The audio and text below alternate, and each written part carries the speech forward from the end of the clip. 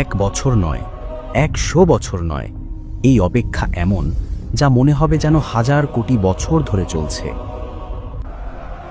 সময় সেখানে থমকে যাচ্ছে, মৃত্যু সেখানে নেই, তাই পালিয়ে যাওয়ারও কোনো পথ নেই। নিচে তাকিও না, খবরদার নিচে তাকিও না, তাকালেই মাথা ঘুরে পড়ে যাবে।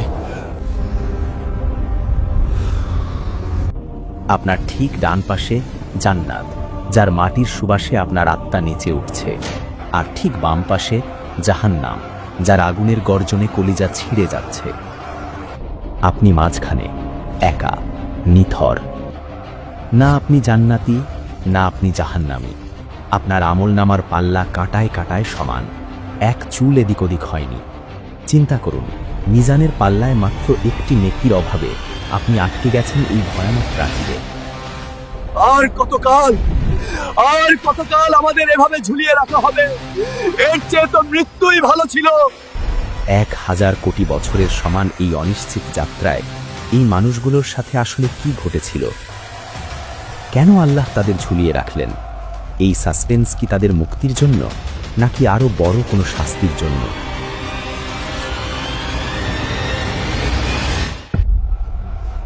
কিয়ামতের দিনটি হবে 50,000 বছরের সমান দীর্ঘ।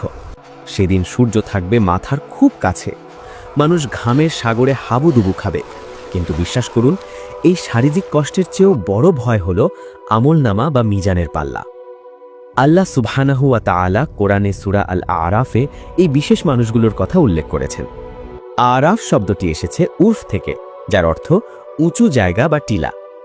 জান্নাত এবং জাহান্নামের মাঝখানে একটি বিশাল প্রাচীর বা দেয়াল থাকবে, আর এর উপরের অংশটি হলো আরাফ।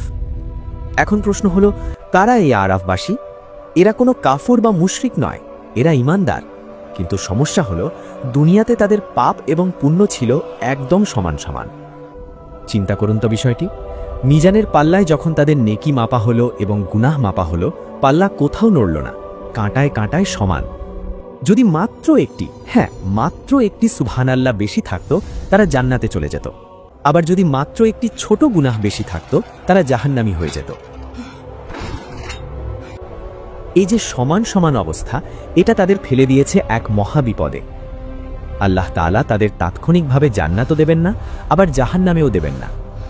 তাদের রাখা হবে এক অপেক্ষমান তালিকায়, অর্থাৎ ওয়েটিং লিস্টে। আর এই অপেক্ষাটা 10 মিনিট বা 1 ঘন্টার জন্য নয়। মুফাসসিরিনদের মতে এই অপেক্ষা হতে পারে যুগের পর যুগ, যা তাদের কাছে মনে হবে 1000 বছরের চেয়েও দীর্ঘ। কিন্তু আপনি কি জানেন এই দীর্ঘ সময়ে তাদের সাথে আসলে কি ঘটবে? জান্নাতের এত কাছে থেকেও কেন তারা সেখানে ঢুকতে পারবে না? আর শেষ পর্যন্ত কিভাবে তাদের ফয়সালা হবে? সেই সময় তাদের মানসিক অবস্থা কেমন হবে? চলুন সেই রোমহর্ষক ঘটনার গভীরে প্রবেশ করি। বিচার দিবসের সেই চূড়ান্ত প্রহর। মহাকালের ঘড়িতে আজ সময়ের কাঁটা থমকে গেছে। কোটি কোটি মানুষের ভিড়ে আজ পিন পতন নীরবতা, এমন নীরবতা যেখানে নিজের নিঃশ্বাসের শব্দও বজ্রপাতের মতো মনে হয়। সবার দৃষ্টি আজ শুধু একটি জায়গাতেই স্থির, সেটি হলো মিজান বা আমলনামার পাল্লা। দৃশ্যটি কল্পনা করুন, একজন মানুষ থরথর করে কাঁপছে। তার হাঁটু এতটাই দুর্বল হয়ে গেছে যে সে দাঁড়িয়ে থাকতে পারছে না। তার চোখের সামনে তার জীবনের গোপন গুনাহের পাহাড়গুলো, যা সে রাতের আধারে করেছিল, যা সে ভেবেছিল কেউ দেখেনি, সেগুলো আজ কয়লার মতো কালো এক একটি পাথর হয়ে পাল্লায় চাপানো হচ্ছে। প্রতিটি গুনাহ পাল্লায় পড়ার সাথে সাথে ধপ করে এক ভয়ানক শব্দ হচ্ছে। জাহান্নামের ফেরেশতারা আগুনের শিকল হাতে এগিয়ে আসছে। সব আশা শেষ। পাল্লার বাম দিক ঝুঁকে পড়ছে পাতালের দিকে। ঠিক সেই মুহূর্তেই আল্লাহর অসীম করুণায় তার আমলনামায় একটি ছোট্ট নেকি যোগ করা হলো। খুবই নগণ্য একটি কাজ। হয়তো কোনো এক তপ্ত দুপুরে সে একটি তৃষ্ণার্ত কুকুরকে পানি খাইয়েছিল, কিংবা মায়ের মুখের দিকে তাকিয়ে মমতার সাথে একটু হেসেছিল। বিস্ময়করভাবে সেই ধূলিকণার সমান ছোট্ট আমলটি পাহাড় সমান গুনাহকে চূর্ণ করে দিল। নেকির পাল্লা ভারী হয়ে মাটি স্পর্শ করল। আসমান থেকে ঘোষণা এলো, এ জান্নাতি। সেদিন মানুষ অশ্রুসজল চোখে বুঝবে, দুনিয়ার কোনো ভালো কাজই আসলে ছোট ছিল না, আর কোনো গুনাহ ফেলনা ছিল না। এরপর এলো সেই ভয়ঙ্কর মুহূর্ত, পুলসিরাত। জাহান্নামের পিঠের ওপর দিয়ে বিছানো এক সরু সুতো, চুলের চেয়েও চিকন, তরবারির চেয়েও ধারালো। নিচে দাউ দাউ করে জ্বলছে কালো আগুন, যার হুঙ্কারে কলিজা ছেড়ে যাচ্ছে। আগুনের জিহ্বাগুলো লক লক করে উপরে উঠে আসছে শিকার ধরার জন্য। আর উপরে শুধুই ঘুটঘুটে অন্ধকার, আলো শুধু একটাই, ঈমানের নূর। যাদের ঈমান সূর্যের মতো প্রখর, তারা চোখের পলকে বিদ্যুতের গতিতে পার হয়ে জান্নাতের সবুজ গালিচায় পা রাখল। আর যাদের আলো নিভু নিভু, তারা হামাগুড়ি দিয়ে পেটে ভর দিয়ে এগোতে লাগলো। প্রতিটি ইঞ্চিতে তাদের শরীর কেটে যাচ্ছে। নিচ থেকে আগুনের হুক বা আকটাগুলো তাদের ধরার জন্য লাফিয়ে উঠছে, যেন ক্ষুধার্ত হিংস্র প্রাণী। কারো পা কেটে গেল, কেউ বা আর্তনাদ করতে করতে অতল গহ্বরে তলিয়ে গেল। হাসরের মাঠ খালি হয়ে গেল। জান্নাতীরা জান্নাতে, জাহান্নামীরা জাহান্নামে। কিন্তু গল্পের তখনও বাকি। পুলসিরাতের শেষে জান্নাত ও জাহান্নামের ঠিক সীমানায় এক বিশাল ও সুউচ্চ প্রাচীরের ওপর একদল মানুষ আটকা পড়ে গেল। ফেরেশতারা তাদের আমলনামা শেষবারের মতো মেপে দেখলেন। ফলাফল নেকি এবং গুনাহ কাটায় কাটায় সমান, 50-50। এক চুল এদিকও না ওদিকও না। জান্নাতের সুবাস পাওয়ার মতো নেকি তাদের আছে, কিন্তু ঢোকার অনুমতি নেই। আবার জাহান্নামে পড়ার মতো গুনাহ তাদের আছে, কিন্তু আল্লাহর দয়ায় তারা বেঁচে গেছে। তাদের নাম দেওয়া হলো আসহাবুল আরাফ। আর এখান থেকেই শুরু হলো এক মহাজাগতিক নিঃসঙ্গতা এবং অনন্ত অপেক্ষার প্রহর। প্রাচীরের ওপর দাঁড়িয়ে তারা প্রথমে ডান দিকে তাকালো। আহ, কি অপরূপ দৃশ্য! সেখানে জান্নাতের দরজা খোলা। ভেতর থেকে ভেসে আসছে মিশক আম্বরের মাতাল করা সুঘ্রাণ, যা মুহূর্তেই তাদের সব ক্লান্তি ভুলিয়ে দেয়। তারা দেখছে দুধ আর মধুর নহর বয়ে যাচ্ছে। গাছের ডালে ডালে ঝুলছে রকমারি ফল। জান্নাতের মখমলের আসনে বসে আছে তাদেরই বাবা, মা, সন্তান কিংবা প্রিয় বন্ধুরা। তারা হাসছে, তাদের চেহারায় নূরের ঝলকানি। আরাফবাসীরা কাঁচের দেওয়ালের এপাশ থেকে হাত বাড়িয়ে দিল। তাদের আঙুলগুলো কাঁপছে। মনে হলো একটু চেষ্টা করলেই তো ছোঁয়া যায়। কিন্তু অদৃশ্য এক বাধা তাদের হাত আটকে দিল। বুকের ভেতরটা ডুমড়ে মুচড়ে উঠল তাদের। এত কাছে, তবু কত দূরে। তাদের স্মৃতির পাতায় ভেসে উঠল দুনিয়ার সেই সব মুহূর্ত। মনে পড়ল ফজরের আজান শুনেও তারা কম্বল মুড়ি দিয়ে ঘুমিয়েছিল। মনে পড়ল পকেটে টাকা থাকা সত্ত্বেও ভিক্ষুককে তাড়িয়ে দিয়েছিল। মনে পড়ল বাবার সাথে সামান্য তর্কে জড়িয়ে মন খারাপ করেছিল। আজ তারা হাড়ে হাড়ে টের পাচ্ছে, হায় যদি ওই একটা সিজদা বেশি দিত, যদি রাগের মাথায় ওই গালিটা না দিত। মাত্র একটা আমলের অভাবেই আজ তারা জান্নাতের চাবি হাতে পেয়েও দরজা খুলতে পারছে না। এই আফসোস তাদের ভেতরটা পুড়িয়ে ছাই করে দিচ্ছে। হায়, দুনিয়াতে যদি আর একটিবার সিজদা করতাম, মাত্র একটি নেকিই তো আজ আমাকে জান্নাতে নিয়ে যেত। হঠাৎ বাতাসের দিক ঘুরে গেল। জান্নাতের সুবাস মুহূর্তেই মিলিয়ে গেল। তার বদলে নাকে এলো পোড়া মাংস, গলিত পুজ আর সালফারের উৎকট গন্ধ।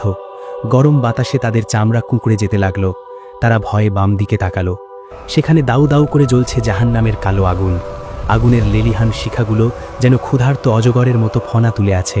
নিচ থেকে ভেসে আসছে হাড় ভাঙার মটমট শব্দ আর মানুষের গগন বিদারী চিৎকার। আগুনের তাপে আরাফবাসীদের মুখের চামড়া ঝলসে যাওয়ার উপক্রম হলো। তারা ভয়ে একে অপরকে জড়িয়ে ধরল। দেওয়ালের মাঝখানে গুটিসুটি মেরে বসে পড়ল। তাদের চোখ গর্তে ঢুকে গেল। তারা থরথর করে কাঁপছে, পাছে পা পিছলে নিচে পড়ে যায়। হে আমাদের রব, আমাদের পা যেন পিছলে না যায়। ওই আগুনের গর্জন আমরা সইতে পারছি না, আমাদের রক্ষা করুন। ভয়ের চোটে তারা নিচের দিকে তাকাতেই শিউরে উঠল। আগুনের ভেতর তারা কিছু পরিচিত মুখ দেখতে পেল। দুনিয়ার সেই সব প্রতাপশালী নেতা, দুর্নীতিবাজ ধনী, যারা ইসলামকে নিয়ে ঠাট্টা করত। আজ তাদের পরনে আলকাতরার পোশাক, গলায় আগুনের শিকল। ফেরেশতারা তাদের আগুনের হাতুড়ি দিয়ে পিটুনি দিচ্ছে। আরাফবাসীরা উপর থেকে তাদের দেখে ভাবল, দুনিয়াতে তোদের কত দাপট ছিল, তোদের বাহিনী কোথায়, তোদের টাকা কোথায়? আজ আগুন থেকে কে তোদের বাঁচাবে? তোরা তো আমাদের বোকা বলতে, আজ আসল বোকা কে?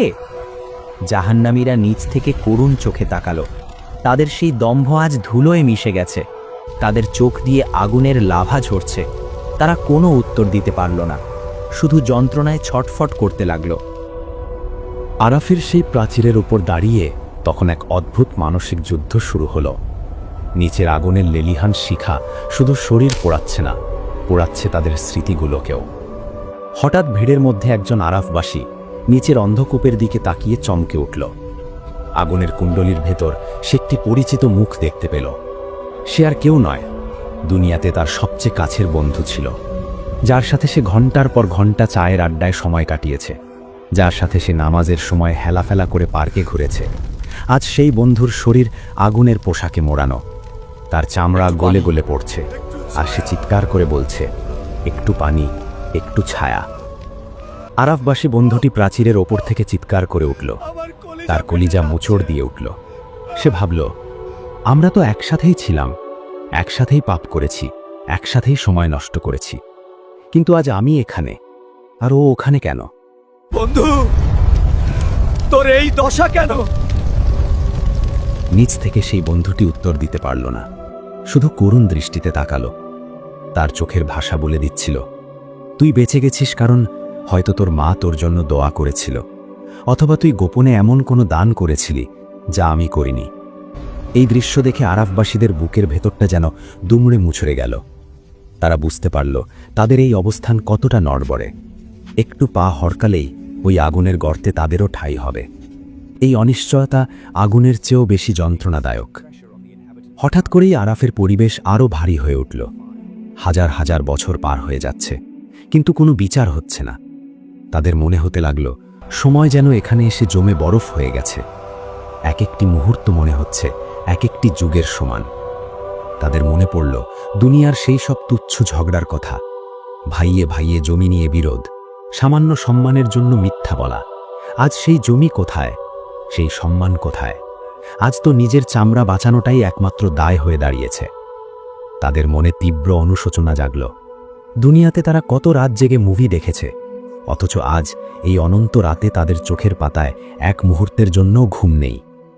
দুনিয়াতে তারা কত সুস্বাদু খাবার নষ্ট করেছে, আর আজ তারা আগুনের ধোঁয়া গিলে বেঁচে আছে। ক্ষুধা এবং তৃষ্ণায় তাদের পেট পিঠের সাথে লেগে গেছে। তাদের হাড়গুলো চামড়া ভেদ করে বেরিয়ে আসতে চাইছে। একে অপরের দিকে তাকালে তারা আর মানুষ দেখতে পায় না, দেখে শুধুই কঙ্কালসার ছায়া। ভয় আর আতঙ্কে তাদের মস্তিষ্কে হ্যালুসিনেশন শুরু হলো। মনে হতে লাগলো দেওয়ালটি বুঝি এখনই ভেঙে পড়বে, এখনই বুঝি কোনো ফেরেস্তা এসে ধাক্কা দিয়ে নিচে ফেলে দেবে। এই কি হয় আতঙ্ক তাদের প্রতি মুহূর্তের শ্বাস প্রশ্বাসকে বিষিয়ে তুলল। একজন বৃদ্ধের মতো দেখতে আরাফবাসী বিড়বিড় করে বলতে লাগলো, হায়, যদি জানতাম এই দিনটি এত কঠিন হবে, তবে এক মুহূর্তের জন্য ও সেজদা থেকে মাথা তুলতাম না।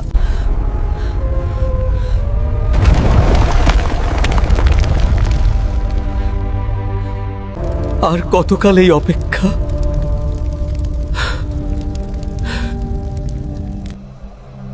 সময় গড়িয়ে যাচ্ছে। আমাদের দুনিয়ার হিসেবে হয়তো 1000 কোটি বছর পার হয়ে গেছে। আরাফবাসীদের পরীক্ষা শেষ হচ্ছে না। এই অপেক্ষা যেন অনন্তকাল। তৃষ্ণায় তাদের বুক ফেটে যাচ্ছে, গলা শুকিয়ে কাঠ, জিহ্বা মুখের ভেতর পাথরের মতো শক্ত হয়ে গেছে। মনে হচ্ছে এক ফোঁটা পানির জন্য তারা নিজেদের অস্তিত্ব বিলিয়ে দিতে পারে। তাদের শরীর শুকিয়ে হাড় জিরজিরে হয়ে গেছে, চামড়া ঝুলে পড়েছে।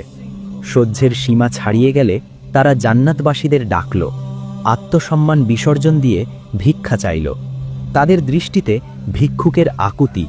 তারা চিৎকার করে বলতে চাইল, আমরা তো তোমাদেরই ভাই ছিলাম, আমাদের একটু দয়া করো।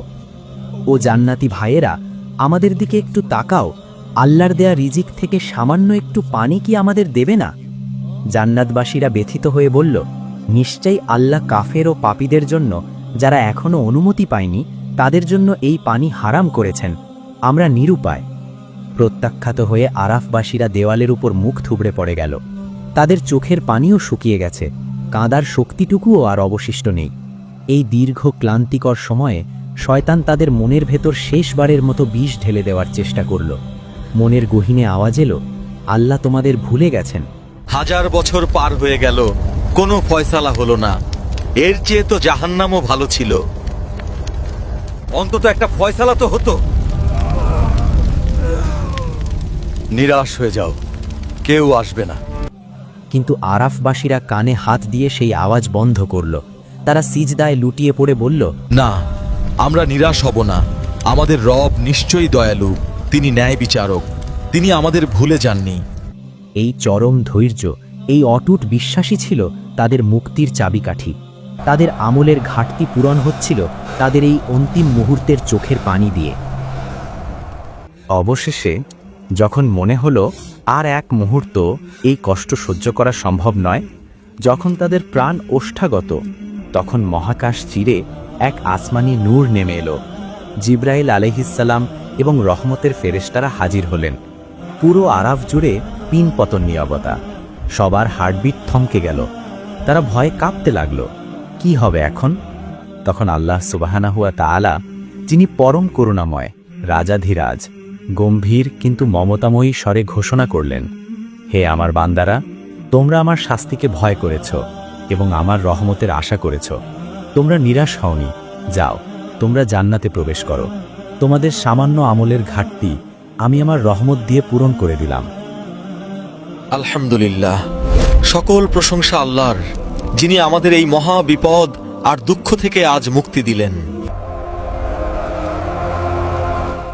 জান্নাতে ঢোকার ঠিক আগে তাদের নিয়ে যাওয়া হলো নাহারুল হায়া বা জীবন নদীর কাছে। ফেরেশতারা তাদের সেই পানিতে গোসল করতে বললেন।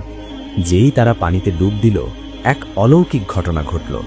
তাদের শরীরের কালচে ভাব, রোদে পোড়া চামড়া, হাজার কোটি বছরের ক্লান্তি, হাড়ের দুর্বলতা সব ধুয়ে মুছে সাফ হয়ে গেল। তারা পূর্ণিমার চাঁদের মতো সুন্দর আর উজ্জ্বল হয়ে উঠল। তাদের কপালে সোনার হরফে লেখা থাকল, জাহান্নাম থেকে মুক্তিপ্রাপ্ত আল্লাহর মেহমান। জান্নাতের বিশাল দরজা ক্যাঁ শব্দ করে খুলে গেল। সুগন্ধে মন প্রাণ জুড়িয়ে গেল। যখন তারা জান্নাতের মাটিতে প্রথম পা রাখল, সেই মাটির স্পর্শ ছিল মখমলের চেয়েও নরম। তারা সিজদায় লুটিয়ে পড়ে বলল, প্রশংসা সেই আল্লাহর, যিনি আমাদের এই মহা বিপদ, আতঙ্ক ও দুশ্চিন্তা থেকে উদ্ধার করলেন। তাদের এই আনন্দ, এই মুক্তি কোনো ভাষায় প্রকাশ করার মতো নয়। একটি নেকির অভাবে কোটি বছরের কান্না আজ অনন্তকালের হাসিতে পরিণত হল। সেদিন তারা হাড়ে মজ্জায় উপলব্ধি করল, আল্লাহর রহমত ছাড়া কারো সাধ্য নেই জান্নাতে প্রবেশ করার। আরাফবাসীদের এই মর্মান্তিক দৃশ্য কোনো উপকথা বা কল্পকাহিনী নয়। এটি এমন এক চরম বাস্তবতা যা একদিন আমাদের চোখের সামনেই ঘটবে। তারা হাজার কোটি বছর ধরে আগুনের সীমান্তে দাঁড়িয়ে শুধু একটি নেকির জন্য হাহাকার করেছে। একটু চিন্তা করুন, আজ আপনি জীবিত, আপনার শ্বাস চলছে। যে নেকির জন্য তারা যুগে যুগে কেঁদেছে, সেই মহামূল্যবান নেকি অর্জন করার সুবর্ণ সুযোগ আল্লাহ এখনও আপনাকে দিয়ে রেখেছেন। রাস্তার সামান্য কাঁটা সরানো, কঠিন মিজানে এই তুচ্ছ কাজটাই হয়তো পাহাড় সম হয়ে আপনাকে জান্নাতের চাবি এনে দেবে। তাই সময় ফুরিয়ে যাওয়ার আগেই নিজেকে প্রস্তুত করুন, কারণ মৃত্যু কোনো নোটিশ দিয়ে আসে না, আর কবরে ফেরার কোনো পথ নেই। আল্লাহ আমাদের সবাইকে সেই কঠিন দিবসের লজ্জা ও ভয় থেকে হেফাজত করুন। আমিন।